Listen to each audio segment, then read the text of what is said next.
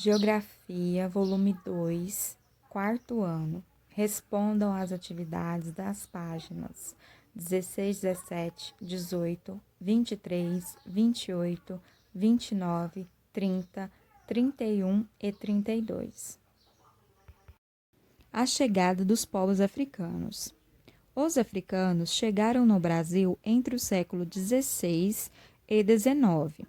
Capturados e escravizados, eles foram trazidos pelos colonizadores europeus para trabalhar principalmente nos engenhos de cana-de-açúcar, plantações de café, extração de minério e atividades domésticas.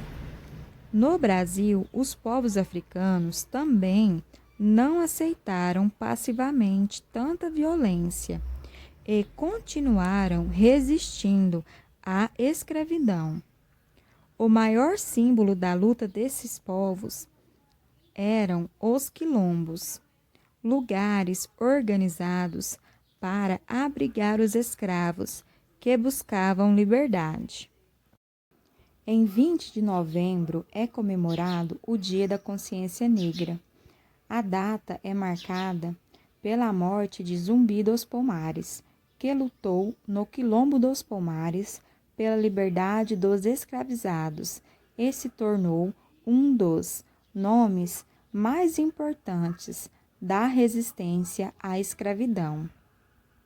Os quilombos não acabaram com o fim oficial da escravidão no Brasil.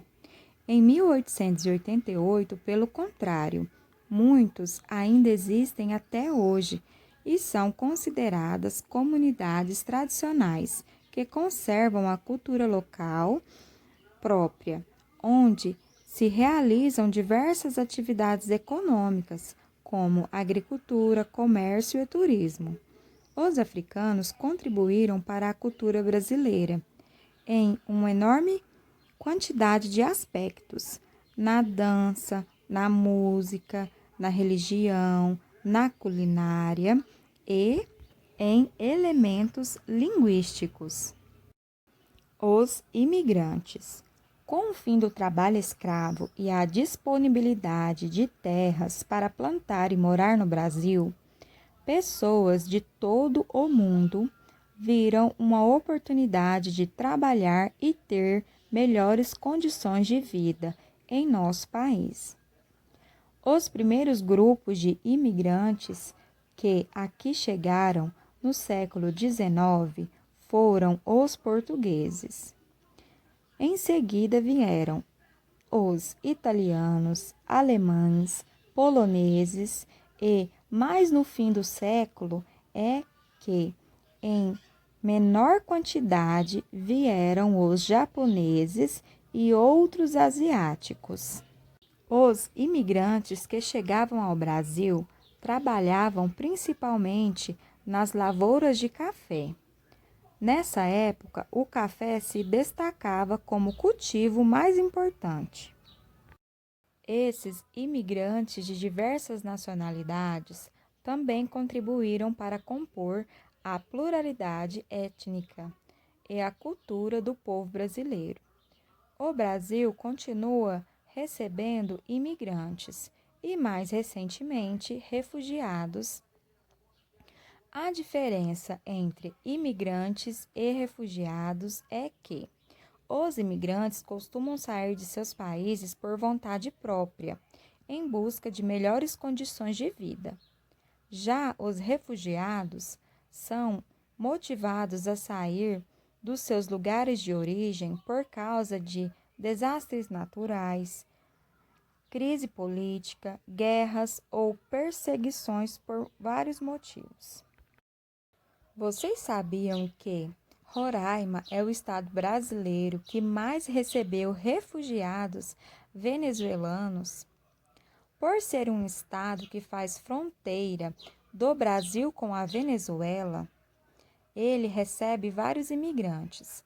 No ano de 2018, chegou ao número de 800 venezuelanos que entraram no Brasil por Roraima, para fugir da crise econômica e política que se instaurou por lá.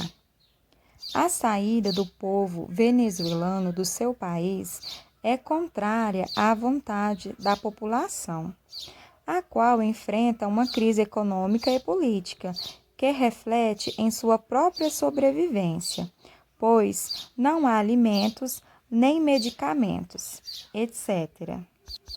Por esse motivo, eles são considerados refugiados, pois eles não estão saindo do país por vontade própria, e sim por problemas políticos, falta de comida, falta de recursos.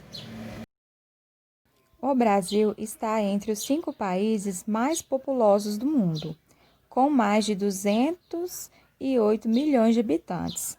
Embora esteja entre os países mais populosos do mundo, o Brasil não é considerado um país muito povoado.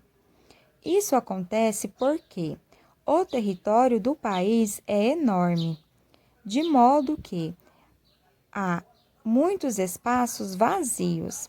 Assim, a quantidade média de pessoas por quilômetros quadrados é baixa, pouco mais de 20. Em muitos países, essa média fica acima de 100 pessoas.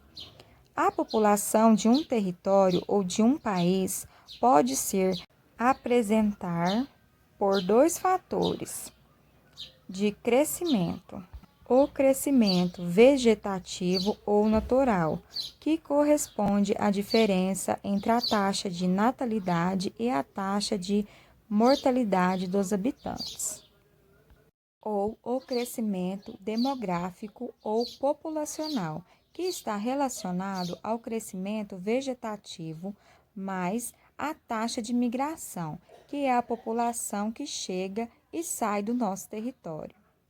Vamos analisar esse gráfico juntos? Esse gráfico é em forma de pirâmide. Ele nos mostra os dados da população brasileira organizadas em gêneros, masculino e feminino, e o total de pessoas por faixa etária. A maior parte da população brasileira está em uma faixa etária de 15 a 19 anos, seguindo da faixa etária de 35 a 39 anos.